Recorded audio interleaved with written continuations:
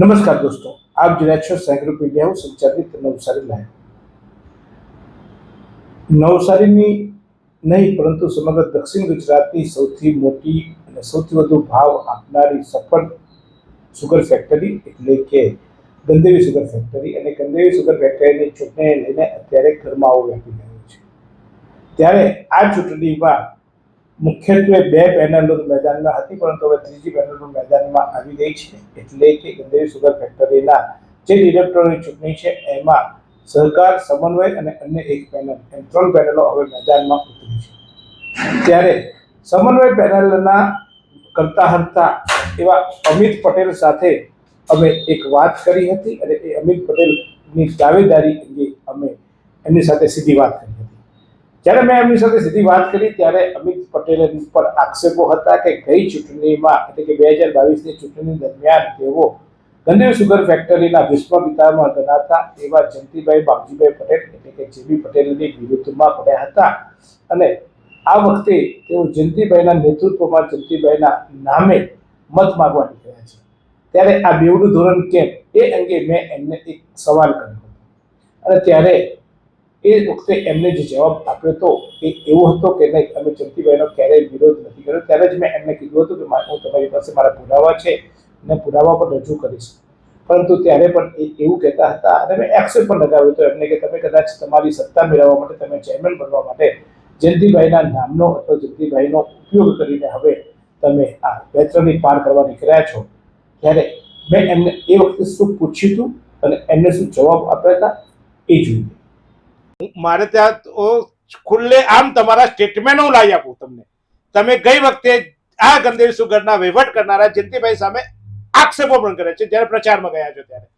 તો એ એટલે ત્યારે તેમને જયંતિભાઈને એમાં ખરાબી લાગી અને હવે તમને એવું લાગ્યું કે આ રસ્તે જઈશ તો હું કદાચ વહેલો પહોંચી જઈશ, એટલે આ રસ્તો પકડ્યો. જયંતિભાઈના નામે જયંતિભાઈ કર્યું છે, જયંતિભાઈનો વારસદાર એ રીતે હવે અત્યારે તમે ચાલવા માટે એવું ચોક્કસ પ્રજા પણ માને છે અને અમને પણ લાગે છે.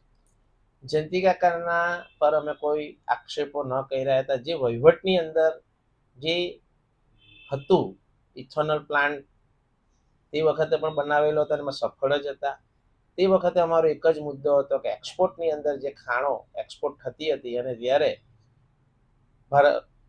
ઇન્ટરનેશનલ માર્કેટો ઓછા હતા અને જ્યારે એક્સપોર્ટો કરતા ત્યારે અમે એમને પર એક સવાલ કરેલો કે આપણે ઓછા ભાવે ખાણ શા માટે એક્સપોર્ટો કરવી જોઈએ. એ અમારો ત્યારે એક મુદ્દો હતો. બાકી અમે એના પર કોઈ ચોરી ચપાટીના કોઈ અમે આક્ષેપો અમે કર્યા નથી. તો એ વખતે જ મેં એમને કીધું હતું, કારણ કે મારી સીધી વાતનો મુદ્દો એવો હોય છે કે જ્યારે અમારી સાથે બેઠા હોઉં છું ત્યારે સીધી ચર્ચા કરતા હોઉં છું ત્યારે માત્ર મને નહીં, તમારે આખા સમાજને જે તમારી સાથે જોડાયેલા છે એ તમામ વ્યક્તિને સાચા જવાબ આપવા જોઈએ, નિષ્ઠાથી જવાબ આપવા જોઈએ. અને જો કદાચ તમને એ જવાબને કારણે અથવા તો એ વખતે કોઈ સંજોગોને કારણે આપ જો કદાચ એ વખતે વિરોધમાં બોલ્યા હોય તો સ્વીકારી લેવું જોઈએ હતું. પણ તમે અમને ચેલેન્જ કરી હતી કે ના, હું એવું કંઈ બોલ્યો નથી અને એવું કંઈ મેં કીધું નથી. એટલે એ ચેલેન્જ અમે સ્વીકારી છે. અમારે અત્યારે પણ અમિતભાઈ તમારી સામે કોઈ વાંધો નથી. તમે જે રીતે રાજકારણ રમો, તમને જેમ ભાવે તેમ તમે સત્તા સ્થાને મેળવવા માટે તમે એને પ્રકારે જે પણ કરવાના હોય કરો. કારણ કે એવું છે કે everything is fair in war and લવ.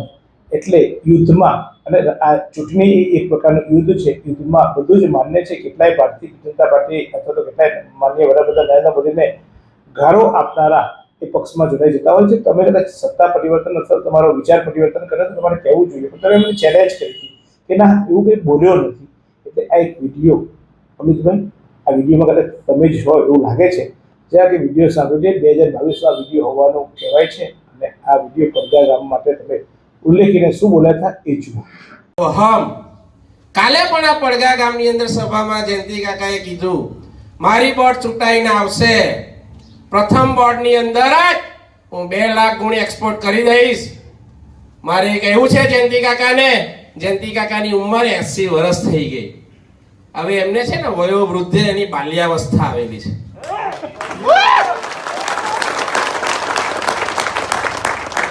એ બાલ્યાવસ્થામાં એ શું બોલે છે, શું કરે છે, એને કોઈ ભાન નથી ને કોઈ જ્ઞાન નથી રહ્યું હવે. અને એની સાથે જે ડિરેક્ટરો છે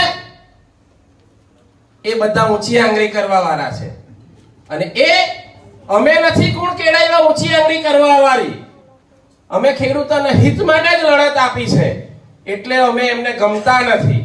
અને જે માટે અત્યારે એડી ચોટીનું જોર લગાવી રહ્યા છે કે અમિતને ઘરે બેસાડવો જોઈએ, પણ જે આપ લોકોના આશીર્વાદ હોય તો હું ઘરે બેસવાનો નથી. હું જલ્દી મતોથી ચૂંટાઈને ગંડઈ સુગરનો ડિરેક્ટર બનીશ અને મારી પેનલ સાથે હું વિજય નીવડીશ. મિત્રો, એ જ પદ્ધતિ પ્રમાણે શેરડીઓ ગામે ગામ જ્યારે પ્રચારમાં ગયો, આટલા વર્ષ જયંતિ કાકાએ ગામે ગામ ગઈને ચૂંટણીઓ એમના ભાગે આવી નથી લડવાની. દર વર્ષે, દર 3 વર્ષે થતી ચૂંટણી, દર 5 વર્ષે થતી ચૂંટણી, બેઠા ઉમેદવારો ભરીએ ચાલો. આમ તો એ વખત તો એક જૂનો વિડીયો પણ મારી પાસે છે અને એ પણ હું ટ્રાય કરું છું કે તમને એ વિડીયો પણ અમે બતાવી શકીએ. પરંતુ અમિતભાઈ, આમાં આપે જે બોલ્યા છો કે જયંતિભાઈ હવે વયોવૃદ્ધ થયા છે, 80 વર્ષના થયા છે, એટલે એ વખતે 80 વર્ષના હતા 2022માં, તો આજે કદાચ એ 5 વર્ષ થયા, 6 વર્ષ થયા, એટલે 84-85 વર્ષના જયંતિભાઈ થયા છે. જયંતિભાઈને શું મોહ છે મને ખબર નથી, પરંતુ આ જે સમગ્ર પ્રક્રિયા દરમિયાન આપે એવું કીધું કે વયોવૃદ્ધ છે અને બાલ્યાવસ્થામાં આવ્યા છે. તમે એમને તમે નથી બોલતા, તમે એમને બોલો છો કે એને કોઈ ભાન નથી, એટલે કે શું બોલે છે, શું કરે છે તેનું ભાન નથી અને જ્ઞાન પણ નથી. ડિરેક્ટર ઊંચી આંગળી કરે તેવા ડિરેક્ટરો તેમની સામે છે અને એ રીતે એ સત્તા સ્થાને બેઠા છે અને બેસવાનો પ્રયાસ કર્યા છે. આવા આક્ષેપો આપે રહ્યા છે. આ આપણો જ વિડીયો છે, તો મારા મતદારો અને જે પણ પ્રજા છે એ પ્રજાને પણ મારે આ બતાવવું છે. અમિતભાઈ, તમે અમારી સામે, અમે તમને કીધું હતું કે અમારી પાસે પુરાવા છે, તો પણ તમે કંઈ બોલ્યો નથી. એટલે અમે આ માત્ર રજૂ કરીએ છીએ કે જ્યારે અમારી સીધી વાત થતી હોય ત્યારે અમે વાતો કરતા હોઈએ. એ વાતો માત્ર તમારી મારી વાતો નથી હોતી, એ પ્રજાને અમારા પર ભરોસો છે અને પ્રજા અમારી સાથે જ્યારે સીધી વાતોની માતા બેઠા હો છો ત્યારે આપણે પ્રામાણિકતાથી સાચી વાત કહેવી જોઈતી હતી, પરંતુ આપણે અમને ચેલેન્જ કર્યા હતા. એટલે અમે આ વિડીયો તમને બતાવીએ છીએ કે જયંતિભાઈ વિશે આપ ગત ચૂંટણીમાં શું બોલ્યા હતા અને અત્યારે શું બોલો છો, શું કારણ છે, શું તમને લાભ મેળવવા માટે આપ બોલો છો, અથવા જયંતિભાઈનો ઉપયોગ કરીને અત્યારે હવે જયંતિભાઈના પ્રેમ જીતીને અથવા જયંતિભાઈને વિશ્વાસમાં લઈને ફરી તમે કદાચ સત્તા સ્થાને બેસવા માંગતા હશો, અથવા તો આપણો જે પણ ઈરાદો હોય તે. પરંતુ આપની આ બેવડી નીતિ ચોક્કસ મને ખટી છે, એટલે મેં આ વિડીયો કરી મૂક્યો છે. તો જોતા રહો આ જ રીતે, આ જ ગંદઈ સુગર ફેક્ટરી ચૂંટણીના પર અપડેટ આપણે આપવા માટે અમે ત્રીજી પેનલના આશીષભાઈનો પણ સંપર્ક કર્યો. ગઈકાલે આશીષભાઈ મારી સાથે એક કાર્યક્રમમાં હતા અને આશીષભાઈએ કીધું હતું કે હું આજે આવીશ અને મારો પણ જે પક્ષ છે, મારા પણ જે વિચારો છે એ હું રજૂ કરીશ. આશીષભાઈને આજે સવારે, એટલે કે રવિવારે સવારે પણ અમે ફોન કર્યો હતો, પણ આશીષભાઈ સવારે પણ એવું કીધું કે મારા મહેમાન છે, હું સાંજે 5 વાગ્યા પછી આવીશ. 5 વાગ્યા પછી હું સતત તમને ફોન કરું છું, પણ કદાચ આશીષભાઈ વ્યસ્ત હશે એટલે આશીષભાઈ આજે આવી શક્યા નથી. મેં રણજીતભાઈનો પણ સંપર્ક કર્યો, કારણ કે અમારે બધો જ પક્ષ જાણવો હતો, એટલે રણજીતભાઈનો પણ સંપર્ક કર્યો હતો અને રણજીતભાઈએ અમને આવતીકાલે, એટલે કે સોમવારે અમને ચોક્કસ મુલાકાત આપવા માટે, ઇન્ટરવ્યુ આપવા માટે રાજી થયા છે. આવતીકાલે અમે શક્ય હશે તો આશીષભાઈ અને રણજીતભાઈનો પક્ષ રજૂ કરીશું. આ અમારે કોઈ ચૂંટણીનો પ્રચાર કરવા માટે નહીં, પરંતુ જે વાસ્તવિકતા છે, જેના લોકો પર જે આક્ષેપો છે અથવા તો એમના જે વિચારો શું છે એ જણાવવાનો અમારો પ્રયાસ છે. અને અમિતભાઈને પણ તક આપી હતી કે તમને કેમ મત આપીએ અમે, એ માટે તમારા વિચારો અમને રજૂ કરો. અને જે વિચારો રજૂ કર્યા હતા એમાં આપણને જે પણ સવાલો ઊભા થયા હતા એ સવાલો આપણે પૂછ્યા હતા.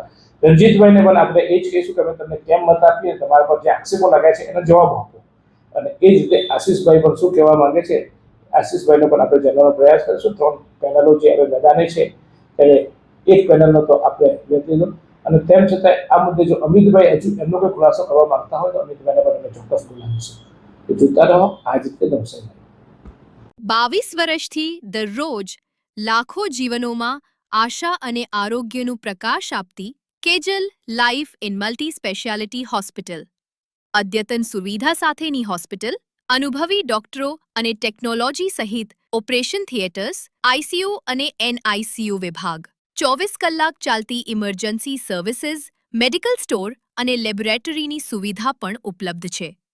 હોસ્પિટલ સેવાઓ જેમ કે ઓર્થોપેડિક વિભાગ, મગજ અને સ્પાઇન વિભાગ, યુરોલોજી અને હૃદય રોગ વિભાગ, જનરલ સર્જરી વિભાગ, ઈએનટી અને ગેસ્ટ્રોએન્ટરોલોજી વિભાગ, બાળ રોગ વિભાગ, ફિઝિયોથેરાપી સુવિધા, ડેન્ટલ, મનોચિકિત્સા વિભાગ, સ્કિન એસ્થેટિક અને પ્લાસ્ટિક સર્જરી વિભાગ અને 800થી વધુ ડાયાલિસિસ કરતું નવસારીનું એકમાત્ર ડાયાલિસિસ સેન્ટર.